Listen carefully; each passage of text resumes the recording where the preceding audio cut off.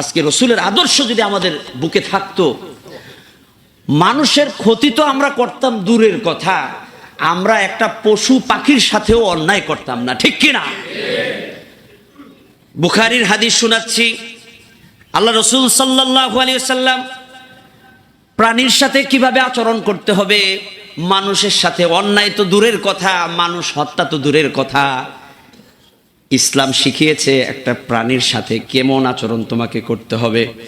হযরত আব্দুল্লাহ ইবনে ওমর রাদিয়াল্লাহু তাআলা আনহু থেকে বর্ণিত, আল্লাহ রাসূল সাল্লাল্লাহু আলাইহি ওয়াসাল্লাম বলেছেন, বনী ইসরাইলের একজন মহিলা, যে মহিলা একটা বিড়ালকে বেঁধে রেখে না খাওয়িয়ে শেষ পর্যন্ত বিড়ালটা মারা যায়, এই বিড়ালটাকে কষ্ট দেওয়ার কারণে একজন মহিলাকে আল্লাহ তাআলা জাহান্নাম দিয়েছেন।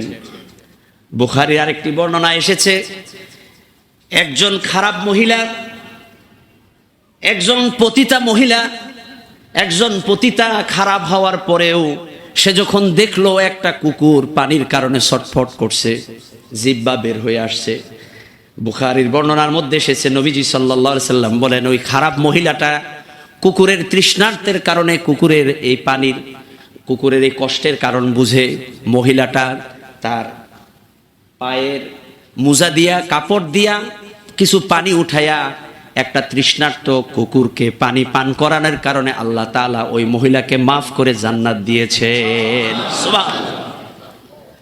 ইসলাম আমাদেরকে কি মেসেজ দিচ্ছে?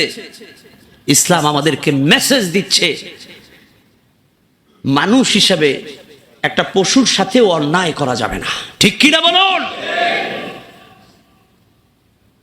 আমরা মানুষ, এটা যদি আমরা দাবি করি, তাহলে আমাদের আচরণ কোনো পশুর সাথে অন্যায় করা যাবে না। অন্যায় যদি আমরা একটা পশুর সাথে করি, তাহলে তার শাস্তি কি আল্লাহ রসুল সেটাও আমাদের বলে দিয়েছেন। সেটা কি? একটা বিড়ালকে না খেয়ে মেরে ফেলার কারণে আল্লাহ তাআলা ওই মহিলাটাকে জাহান্নাম দিয়েছেন। আর একজন মহিলা খারাপ হওয়ার পরেও তৃষ্ণার্ত কুকুরকে পানি পান করানোর কারণে আল্লাহ ওই মহিলাকে মাফ করে জান্নাত দিয়েছেন। সুবহানাল্লাহ। এই কথাগুলো কি আমার বানানো? এই কথাগুলো রাসূল করিম সাল্লাল্লাহু আলাইহি সাল্লাম আমাদেরকে জানিয়ে দিয়েছেন। প্রিয় ভাইরা আমার, হাসরের ময়দানে আল্লাহ তাআলা আমাদেরকে ধরবেন। কিভাবে ধরবেন? আল্লাহ সুবহানাহু ওয়া তাআলা মানুষকে বলবেন, ওরে মানুষ, আমি তোর কাছে গিয়েছিলাম, আমি তৃষ্ণার্ত ছিলাম, আমি পানি চেয়েছি, তুই তো আমারে পানি দেস নাই, আমি আল্লাহ কিভাবে তোকে জান্নাত দিব? লোকটা বলবে, রব্বুল আলামিন, আপনি যে আমার কাছে পানি চাইছেন এটা তো আমি বুঝতে পারি নাই। আল্লাহ তাআলা বলবেন যে, বান্দা, পৃথিবীর কোন মানুষ তোর কাছে পানি চেয়েছিল, একটা মানুষ তোর কাছে পানি চেয়েছিল, তুই যদি ওই দিন পানি দিতি, সেই পানিটা আমি আল্লাহকেই দেওয়া হতো।